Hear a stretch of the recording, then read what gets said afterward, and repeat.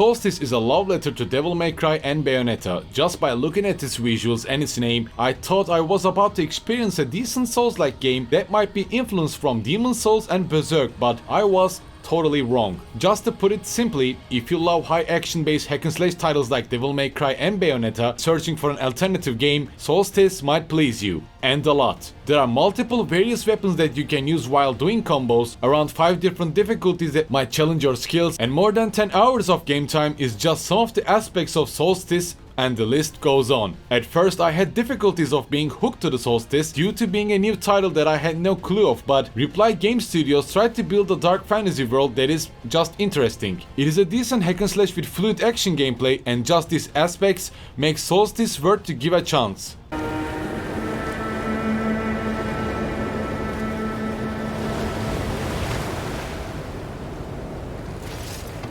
The world of Soulstice kinda reminded me of Demon Souls and its kingdom of Boletaria at the first glance. The city of Elden is in ruins, there's a giant tear in the sky that brings raids and corruption to the land, and every citizen of Elden is turning into raids with each contact with these monsters. To stop this catastrophe, Holy Kingdom of Kaidas sends 3 chimeras to Elden, warriors that are bound with another spirit. Our main character Briar and Lute are sisters who lost their town and parents to similar corruption and now fight together against this threat. Briar is also affected with corruption and believes that she killed her young sister Lute when she went berserk, carrying the burden of it with herself. Wearing an armor that is quite similar to Guts' armor from the Berserk series, she carries a greatsword for quick attacks that can change into like a warhammer pickaxe kind of weapon for heavy attacks, and later on obtains 5 different weapons that she can use anytime she wants, changing from one to another, achieving combo points, slaying these raids with style. Since Solstice is not a big IP, I had some difficulties to continue its story at first. I wasn't that hooked to continue, but with each big boss fights and flashback scenes,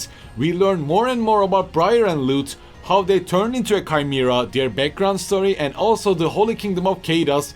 It begins to click. The city of Torchbearer, Elden, falling to corruption. Briar and Lute struggle against the chaos while trying to form a better relationship while trying to survive. Is quite interesting. However, Solstice suffers from being a new IP and a new title, so you might need to give it a chance for a couple of missions before it starts clicking. I'm looking forward to the sequel of Solstice and how they will expand the world with more budget and experienced developer team.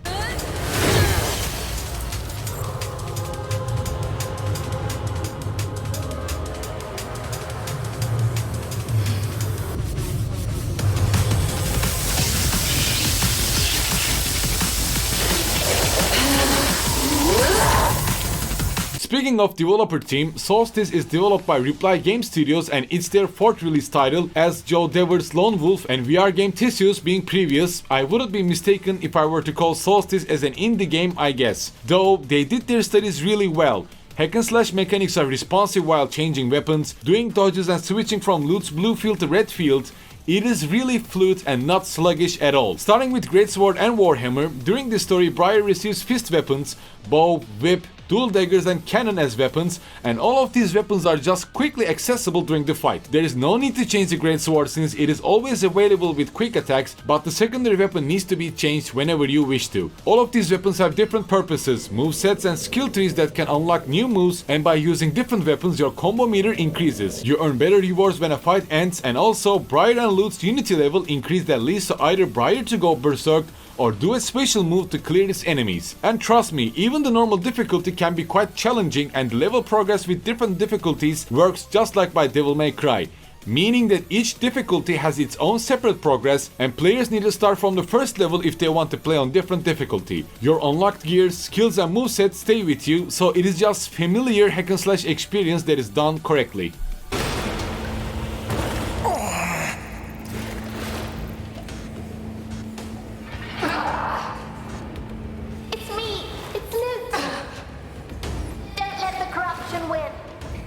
Save our souls. Hear my voice. Remember me. Remember us.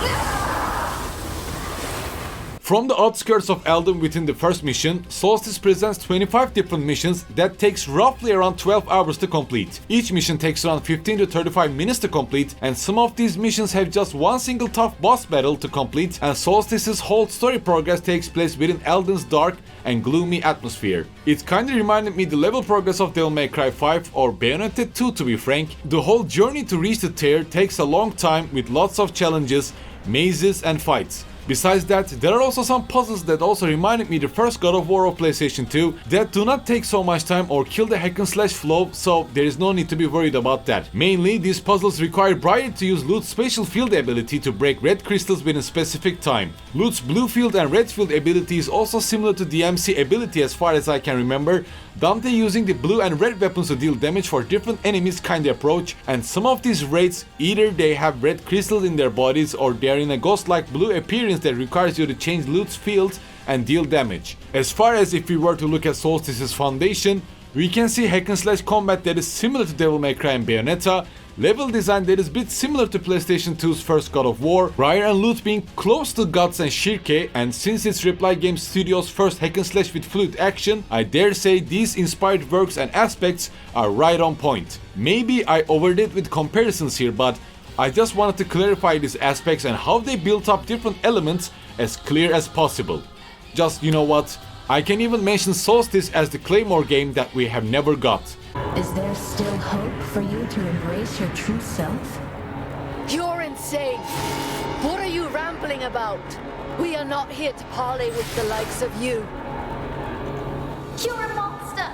As I mentioned before, Solstice's both combat and story gets way better after finishing the first act. With Briar achieving the Berserk state, combat gets more entertaining, challenges increase, and the level design gets even more detailed. Within Briar's arsenal, I think Whip and the Dual Daggers felt the most satisfying for me, with fast and consecutive attacks and cool moves to do. And all of the combat mechanics and visuals are way too impressive for an indie title. As I played on Xbox Series X, I have experienced some unloaded textures during the cutscenes, but that was just it. It has 60 to 120 FPS support on PC, and its optimization is quite good if you want to check it through Steam. It is launched with $40 price tag, but I would say it kinda deserves it. And maybe after watching my Solstice video, you might also understand my critiques about Valkyrie Elysium better, since Valkyrie Elysium has way too sluggish combat and plain level design compared to Solstice. The character development of Briar and Lute is interesting, it has a dark fantasy world on the brink of destruction, and the combat is fluid with lots of available combos with changeable weapons. A good, working formula for hack and slash genre.